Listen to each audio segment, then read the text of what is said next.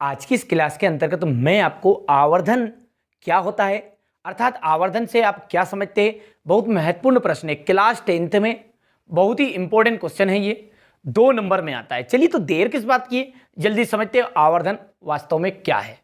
देखिए, इसको हम गोली दर्पण के जो अवतल दर्पण है उस पर समझते हैं। ठीक है, ये उत्तल दर्पण पर भी इसी तरह का रहेगा और अवतल पर भी। ठीक है, जो अपन रेखीय आवर्धन सीखेंगे वो। ठीक है, ध्यान से समझिएगा।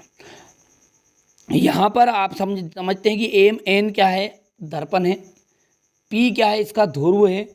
और सी जो रहता है उसका वक्रता केंद्र है। और यहाँ पर एक पॉइंट रहता है, बिंदु, जिसे कहते हैं हम फोकस। अब यहाँ पर देख लीजिए, आपकी कोई वस्तु रखी है। साधारणतः हम वस्तु को अनंत और वक्रता केंद्र के बीच में रखते हैं। तो ये भी कोई वस्तु है। सब जानते हैं कि पहली जो प्रकाश की किरण है वो मुख्य अक्ष के समांतर दर्पण पर आपतित होगी और तथा परावर्तन के पश्चात फोकस से होकर चली जाएगी। तो चित्र बनाने के लिए, कोई भी वस्तु है उसका चित्र बनाने के लिए, चित्र को कहेंगे प्रतिबिंब।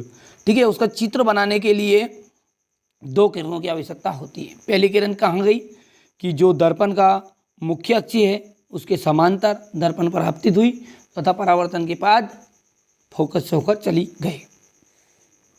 दूसरी जो प्रकाशीय किरण है वो वक्रता केंद्र से होकर दर्पण पर आपतित होती है तथा वापस उसी माध्यम में रिटर्न हो जाती है। तो यहाँ पर एक चित्र बनाइए। ठीक है, इसका नाम हम देंगे ए डैश और बी डैश। अब मान के चलिए कि ये जो ए बी है इसकी ऊंचाई क्या है। ए बी हो गया आपकी वस्तु और ए डैश बी डैश क्या हो गया आपका प्रतिबिंब। समझ लीजिए, अब संसार समझ में आ जाएगा आपको। तो ये जो वस्तु है ना, इस वस्तु का दूसरा नाम होता है बिंब। क्या होता है? ठीक है, तो इसका नाम होता है बिंब। क्या होता है? बिंब। तो और ये जो बना है ये क्या है? ए डैश बी डैश, ये प्रतिबिंब। तो यदि मैं बात करूं कि ये जो प्रतिबिंब की ऊंचाई यानी कि लंबाई, लंबाई बोल सकते हैं, ऊंचाई बोल सकते हैं। तो प्रतिबिंब की ऊंचाई और वस्तु की ऊंचाई के अनुपात को ही आवर्धन कहा जाता है। ठीक है, किसका बोला है मैंने कि m इक्वल प्रतिबिंब की ऊंचाई बटा वस्तु की ऊंचाई। ऊंचाई बोल सकते हैं, लंबाई बोल सकते हैं। इसका क्या है? ये अनुपात, इसे ही कहते हैं रेखीय आवर्धन। ठीक है, और ये ऊंचाई को हम दर्शाते हैं एच डैश से, क्योंकि इसको एच से दर्शाएंगे तो ये बन जाएगा आपका एच डैश। और ये वस्तु नीचे है तो ये एच आ गया। समझ गए बात को आप?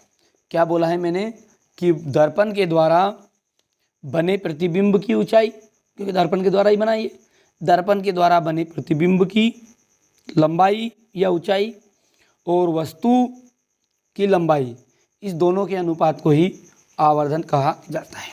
ये हो गया इसका परिभाषा। दर्पण के द्वारा बने प्रतिबिंब की लंबाई और वस्तु की लंबाई के अनुपात को ही रेखीय आवर्धन कहते हैं।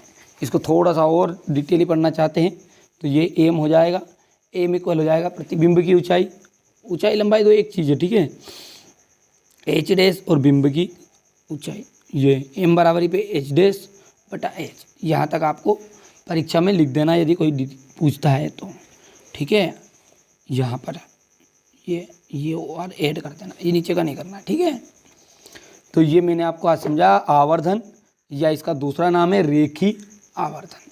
चलिए, तो देर किस बात की, फटाफट से जो सारे इंपॉर्टेंट क्वेश्चन हैं उनकी लिंक मैंने डिस्क्रिप्शन में डाल दी, उनको आप जल्दी से देख लेना और अच्छे इंपॉर्टेंट प्रश्न कंप्लीट